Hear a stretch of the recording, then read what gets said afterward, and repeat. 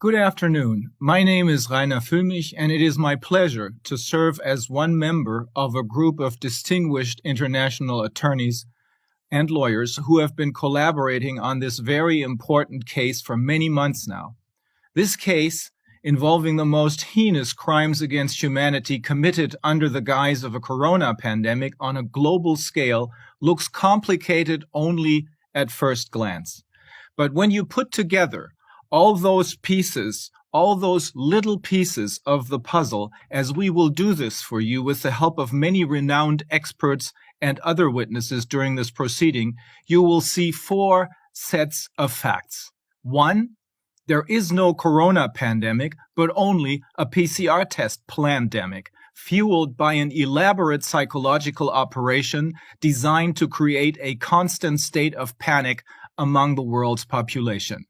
This agenda has been long planned. Its ultimately unsuccessful precursor was the swine flu some 12 years ago, and it was cooked up by a group of super-rich, psychopathic, and sociopathic people who hate and fear people at the same time, have no empathy, and are driven by the desire to gain full control over all of us, the people of the world. They are using our governments and the mainstream media, both of which they literally own, to convey their panic propaganda 24/7. 2.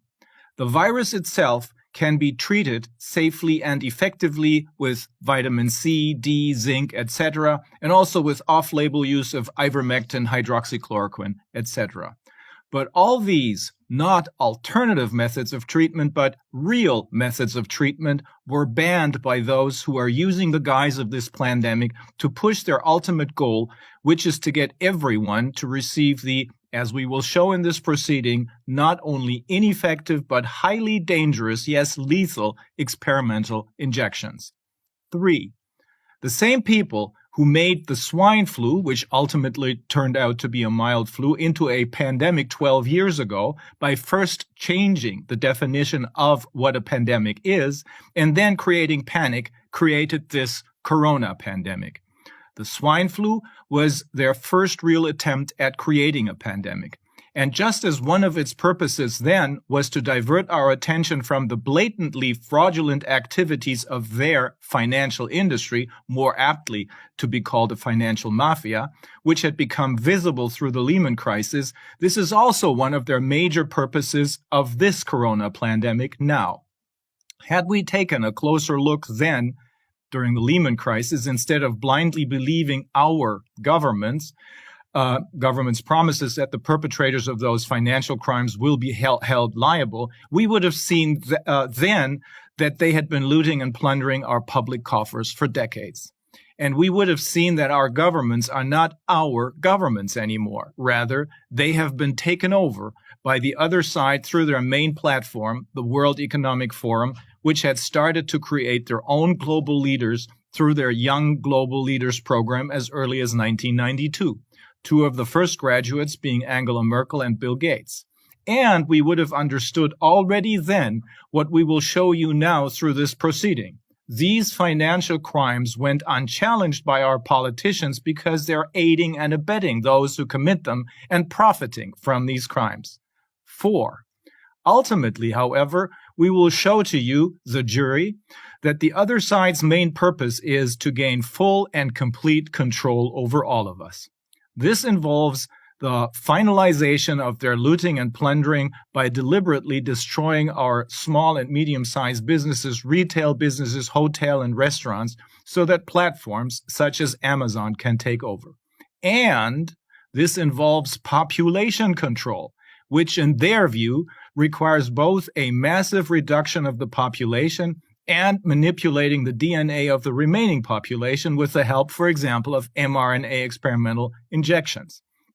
But it also requires, in their view, the deliberate destruction of democracy, of the rule of law, and of our constitutions through chaos, so that ultimately we will agree to losing our national and cultural identities and instead will accept a one-world government under the UN, which is now under the full control of them and their World Economic Forum, a digital passport through which each and every move is monitored and controlled, and one digital currency, which we will only be able to receive from one World Bank. Theirs, of course. At the conclusion of the case, and after you have heard all the evidence, we are confident that you will recommend indictments against all 6 putative figurehead defendants: Christian Drosten of Germany, Anthony Fauci of the United States, Tedros of the World Health Organization, Bill Gates, BlackRock, and Pfizer. Ladies and gentlemen, this case is about a long-planned agenda of a group of ultra-rich people and their financial mafia based in the city of London and on Wall Street to use a pseudo-pandemic as a guise behind which, while our attention is on the pandemic, they want to complete their decades-long efforts to gain full and complete control over all of us. There are numerous platforms on which this group has been meeting and discussing this agenda, but the most important one is that of the World Economic Forum, which was invented in 1971 by a then 33-year-old Klaus Schwab. Its members are 1,000 global corporations with at least $5 billion in annual sales, politicians, media representatives, scientists, and other so-called high-profile personality. They meet once a year in Davos, but there are other such meetings, for example, in China. And since 1992, they have created and presented to us their own group of political leaders for the world. Among the first graduates, as I mentioned before, are Angela Merkel and Bill Gates in 1992. Others are Sebastian Kurz, up until recently Chancellor of Austria, Justin Trudeau, Prime Minister of Canada, Jacinda Ardern, Prime Minister of New Zealand, François Macron, President of France, and many, many more. This group, which is now called the Davos Clique, is openly, the publication The Great Reset by Klaus Schwab is one of the most important sources for this information, promoting the shifting of the world's assets to this group of super-rich people so that in 2030, ordinary people will owe nothing and be happy, as it explicitly states there, under their one world government with a digital currency given to us by their one world bank. And they're also openly promoting, in close cooperation with people like the putative defendant Bill Gates, the Rockefellers, and others, the drastic reduction of the world's population and the manipulation of the remaining population's DNA all the way into transhumanism. Their most important goal is, however, the controlled, by them, of course, implosion of the completely looted financial system and simultaneous introduction of a digital currency issued by one world bank controlled by them, and just as important, the introduction of a world government under the UN, which has come under their full control in 2019. For this purpose, they have made concrete plans for this corona pandemic since at least the spring of 2001, Operation Dark Winter, followed by another such rehearsal, the lockstep exercise by the Rockefeller Foundation in 2010, and finally, Event 201 in October of 2019 in New York, sponsored by the Johns Hopkins Center for Health Security, the Rockefeller Foundation, the World Economic Forum, and the Bill and Melinda Gates Foundation. Members of the jury, we will call a number of different highly renowned expert witnesses from all walks of science, but also witnesses who will testify to the damage that they suffered as a result of getting the experimental injections in this trial. After our opening statements, we will start off in a week from now by calling a member of the U.S. military, James Bush, who participated in Operation Dark Winter in 2001, former members of the British intelligence services, Brian Gerrish and Alex Thompson, and investigative journalists Whitney Webb and Matthew Arrett, former World Health Organization employees and advisors Dr. Sylvia Behrendt and Dr. Astrid Stuckelberger. They will explain to us the historical and geopolitical background of what we are confronted with. And they will show to us how this agenda has been planned for at least 20 years, starting with Operation Dark Winter in 2001, and some 10 years later, the lockstep scenario by the Rockefeller Foundation, ending with the dress rehearsal, Event 201, in October of 2019. And they will explain how, when there were no cases which they needed to declare a public health emergency of international concern, they created them by having defendant Drosten invent the story of asymptomatic infections, which don't exist, and how this PCR test can detect through mass screening of perfectly healthy people, those who are infected. A lie, as we will show. We will continue with the next group of witnesses. Dr. Wolfgang Wodak, an experienced lung specialist and former member of the German Bundestag and the Council of Europe, who managed to expose the other side's first attempt at a pandemic, the swine flu of 12 years ago, as a mild flu. Professor Ulrike Kämmerer, biologist from Würzburg University. Dr. Mike Jeden, former vice president of Pfizer. Dr. Sylvia Behrendt, Dr. Astrid Stockelberger, Professor Dolores Cahill of Dublin University, Professor Antonietta Gatti from Italy, Professor Bergholz from Germany. These experts will explain to us what is behind the legend of the Wuhan wet market outbreak. They will show that the virus is no more dangerous than the common flu. The PCR test cannot tell us anything about infections, but is the only basis for all anti-corona measures, including the ultimate measure, the so-called vaccines. And the so-called vaccines are not only ineffective, but extremely dangerous. Regardless of the natural or man-made origin of the virus, our immune system is perfectly well capable of dealing with the virus, as evidenced by an infection fatality rate of between 0.14 and 0.15 or even less percent. There was no excess mortality anywhere until the experimental injections started. There were not even any cases in early 2020. However, they needed cases in order to declare a public health emergency of international concern, as this was the only basis on which it would be possible, according to their own made-up rules, which all governments of the member states of the World Health Organization had agreed to use untested new drugs, the experimental injections, on people. After a first failed attempt at announcing this public health emergency of international concern, because there were no cases, they tried again in late January of 2020 after they had created cases with the help of that now infamous Drosten PCR test and announced this public health emergency of international concern 2 weeks later. We will hear from these experts that these cases were almost all false positive test results, nothing else.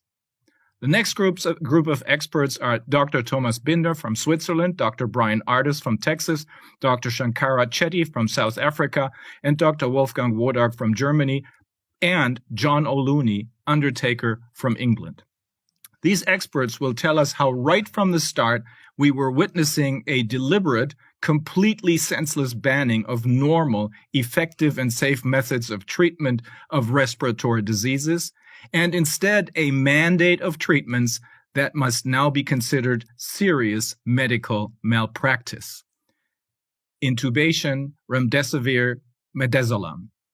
John O'Looney will explain how he first, believing the other side's allegations about a pandemic, even helped the BBC in pushing their panic propaganda, until he realized how under the guise of the pandemic, people were intentionally being killed. We will then call the next group of experts, including Professor Alexandra Orion-Cote from France, Dr. Mike Jeden, Professor Susharit Bhakti from Germany, Professor Luc Montagnier from France, Dr. Vanessa Schmidt-Krüger from Germany, Dr. Robert Malone, inventor of the mRNA vaccine technique from the US, and Professor Arne Burkhardt, pathologist from Germany. They will show us that while the virus did not cause any excess mortality, it has a survival rate of 99.97%, the shots are now killing people and have been causing excess mortality of up to 40% since September as a result of a poisoning with the spike protein and of shutting off our immune system. Dr. Mike Jeden will tell us how a group of scientists has even found concrete evidence that the makers of the vaccines are experimenting with lethal dosages to see how the lethal side effects can be manipulated in such a way that the population will not immediately understand what is happening. The next group of experts will explain to us how it could have come to this. This group includes Professor Matthias Desmet from Belgium, Dr. Ariane Billeran from France, Dr. Meredith Miller from the US, Professor Harald Wallach from Germany, and Stefan Kohn, employee of the German Department of the Interior. These experts will walk us through how the other side, after having established the public health emergency of international concern, in quick succession introduced us to the lockdown, the nonsensical and dangerous mask mandates, and the very harmful, both physically and psychologically, social distancing, until they arrived at their ultimate goal, the ineffective and dangerous, even lethal injections. And they will explain to us in detail how our acquiescence to all this was made possible through a gigantic psychological operation whose panic message we kept receiving through the mainstream medias and our politicians, both owned by the other side, relentless propaganda. The next group of experts includes Leslie Manookian, a former investment banker from the US, Naomi Wolf, journalist and author from the US, Ernst Wolf, a German economist, Professor Christian Kreis, German economist, Professor Holger Recko, a German economist, and Markus Krall, a German economist. This part of the proceeding will have these experts explain to us in great detail about the intentional destruction of our economies and how the other side is working on a controlled crash of the financial system to both get away with the crimes that they have already committed over the past decades, looting and plundering our public coffers until there's nothing left, and to introduce a one world bank and digital currency plus digital passport. The final group of experts include Matthew Ehret, an investigative journalist from Canada, Vera Sharaf, a Holocaust survivor, Ilana Rachel Daniel from Israel, Rabbi Smith from New York, Patrick Wood, an expert on technocracy from the US, Avital Livni from Israel.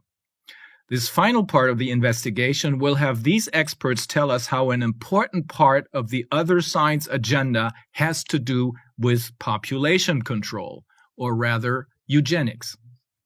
After World War II, eugenics had a bad name, Julian Huxley, who founded the UNESCO, said. But he and the very large group of people who supported the idea of eugenics would soon be able to continue with their efforts in this direction, he openly explained. The parallels between what happened then, 80 years ago, and what is happening now shall not be ignored. Vera Sharaf will remind us of this. After you have heard all the evidence, we have no doubt that you will recommend indictments against all our putative defendants for crimes against humanity. Thank you.